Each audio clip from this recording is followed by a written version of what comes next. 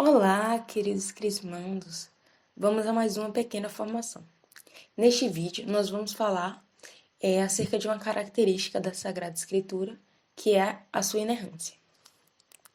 Nós vimos que uma das expressões usadas para denominar a Bíblia é Palavra de Deus.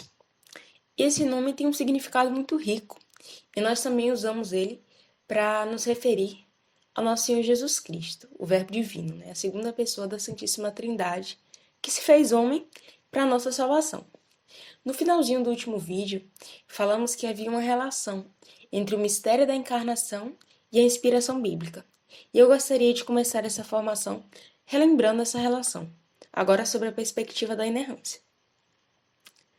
A encíclica Divino Afante Spiritum, que trata do estudo bíblico, ela diz assim: como o verbo substancial de Deus se fez semelhante aos homens em tudo, exceto no pecado, assim também a palavra de Deus, expressa em línguas humanas, assemelhou-se em tudo à linguagem humana, exceto no erro.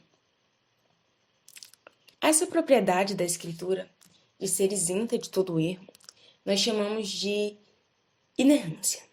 Ou, se quisermos enfatizar essa característica pelo seu aspecto positivo, podemos dizer que ela é veraz, ou seja, que ela ensina a verdade.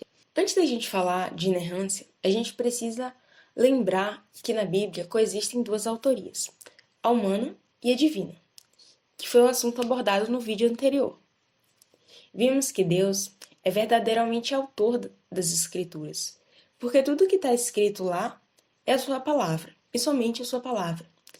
E que os autores humanos também são verdadeiros autores, pois foram eles que escreveram aquilo e somente aquilo que Deus queria, com a linguagem humana, a partir de seus conhecimentos prévios, de um modo que fosse compreensível aos homens de seu tempo.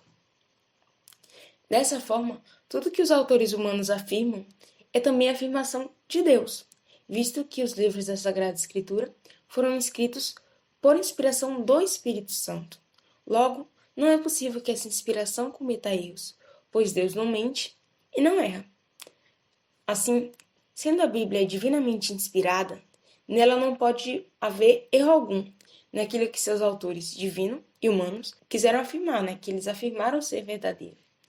O Papa Leão XIII, na encíclica Providentissimus Deus, ele nos ensina isso com as seguintes palavras. Diz assim, abre aspas, pois todos os livros que a Igreja recebe como sagrados e canônicos, integralmente e com todas as suas partes, foram escritos sob ditame do Espírito Santo.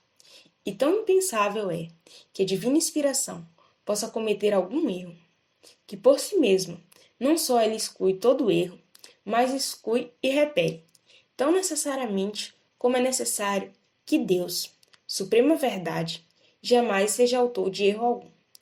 Fecha aspas. Daí nós podemos ver algumas coisas. Que a inspiração da Escritura, ela se estende por todos os seus livros, em todas as suas partes. Cada palavra, cada palavrinha da Escritura foi inspirada por Deus. E todas as coisas que são afirmadas lá são verdadeiras, e todas elas são para a nossa salvação. Pois a Sagrada Escritura nos instrui acerca de quem é o próprio Deus e sobre qual é o caminho da redenção, qual é o caminho para nós sermos salvos. Por essa razão, São Paulo ele vai escrever na segunda carta a Timóteo, assim, abre aspas, toda a Escritura é inspirada por Deus e útil para ensinar, para repreender, para corrigir e para a instrução na justiça, de modo que o homem de Deus seja perfeito e perfeitamente habilitado para toda boa obra. Veja, é em função da inspiração bíblica que a Sagrada Escritura ela é isenta de todo erro, naqueles que são seus ensinamentos autênticos, seja qual for o campo das suas afirmações. Mas, Cíntia, o que é ensinamento autêntico? Por ensinamento autêntico, se entende aquilo que o agiógrafo afirmou, no sentido em que ele entendeu e quis transmitir, e não aquilo que nós achamos que ele quis dizer, a partir de uma leitura superficial.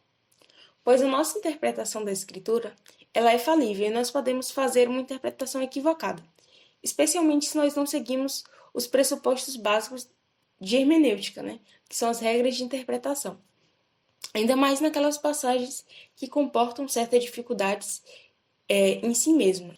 Precisamos ter em mente que o agiógrafo ele transmite a verdade divina através de uma linguagem humana e da cultura prévia possuída por ele.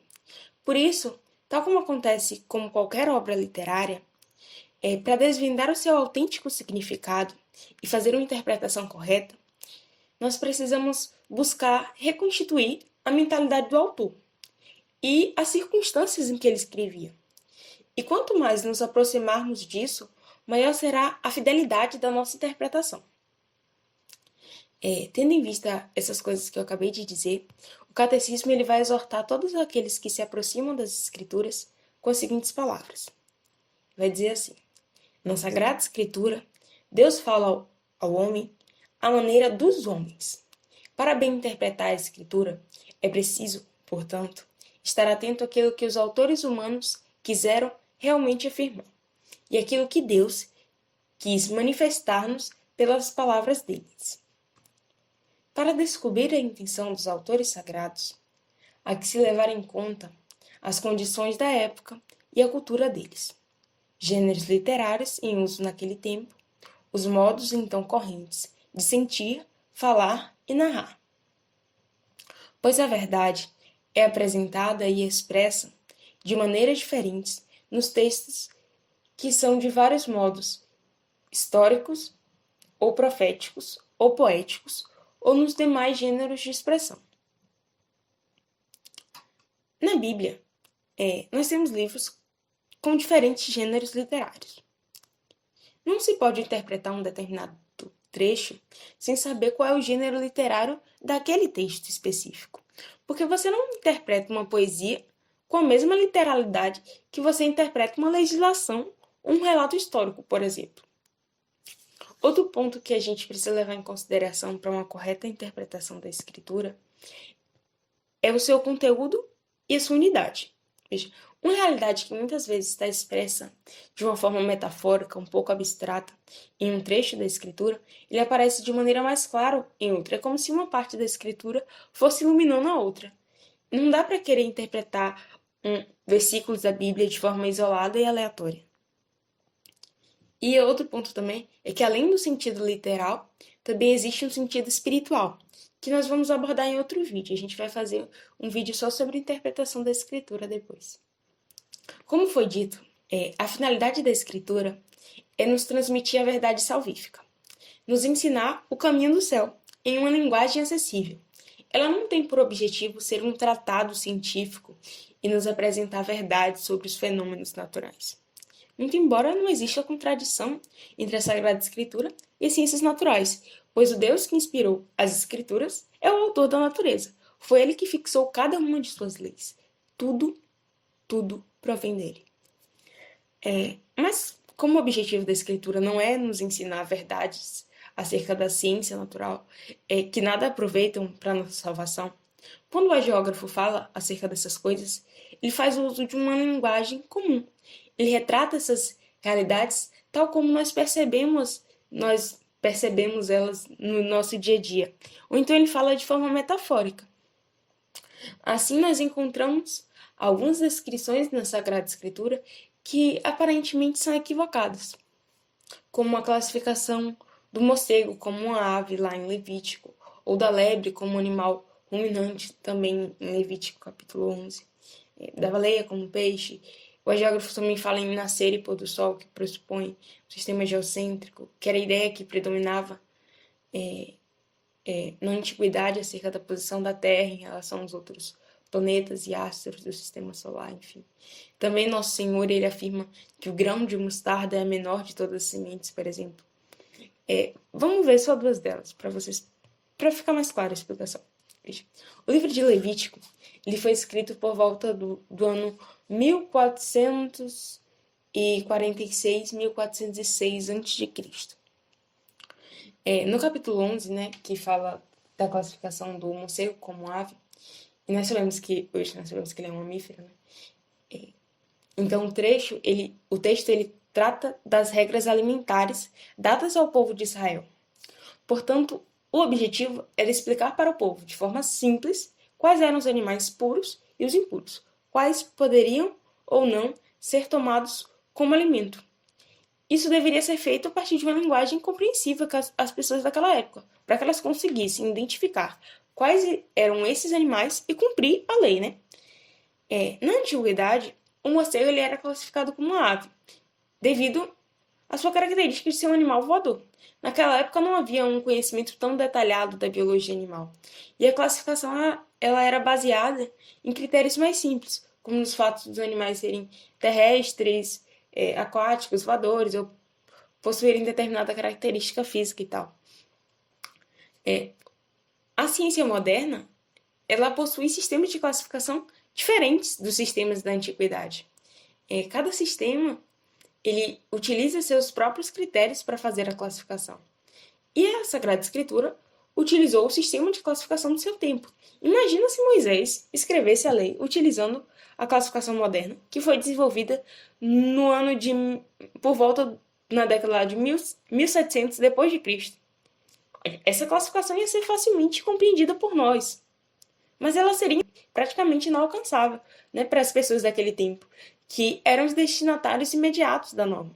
Portanto, era necessário que o geógrafo escrevesse de modo adaptado ao conhecimento que aquele povo possuía. O mesmo se dá com a parábola do grão de mostarda. Está lá em Mateus. Jesus ele não queria ensinar botânica para os judeus. Ele queria ensinar sobre o reino dos céus. E ele fez isso através de uma parábola. Numa parábola, é importante que os ouvintes consigam compreender o significado dos exemplos usados na comparação. Por isso, ao contar parábolas, Jesus utilizava personagens e elementos que faziam parte da cultura e da realidade do povo, para ensinar sobre assuntos morais, espirituais. Um pé adulto de mostarda ele pode chegar até 3 metros de altura, e o seu grão tem em torno de entre 1 ou 2 milímetros. Mas mesmo sendo tão pequena, hoje nós já conhecemos sementes menores que ela no planeta. Mas o grão de mostarda era a menor semente que os judeus conheciam e semeavam na época. Inclusive, por ser a menor semente que os judeus conheciam naquele tempo, ela era usada como a menor unidade de medida do Talmud, acho que é assim que se pronuncia, que é basicamente um conjunto de escritos e tradições judaicas. Então, a figura do grão de mostarda ela era bem conhecida entre os judeus. Portanto, ela era muito útil para ensinar sobre as realidades espirituais. E o fato da semente de mostarda ser tão minúscula e se tornar uma árvore tão grandiosa também servia para o exemplo que Nosso Senhor queria dar, para a comparação que Nosso Senhor queria fazer. Então, ela era útil para ensinar. Tais afirmações, como essas que eu acabei de falar, elas não constituem erro ou falsidade na mensagem transmitida pela Escritura, mas elas se tratam de uma forma de falar que é expressa em uma linguagem metafórica, em um estilo pré-científico, adaptado ao modo popular de falar e ao contexto da época que foi escrita.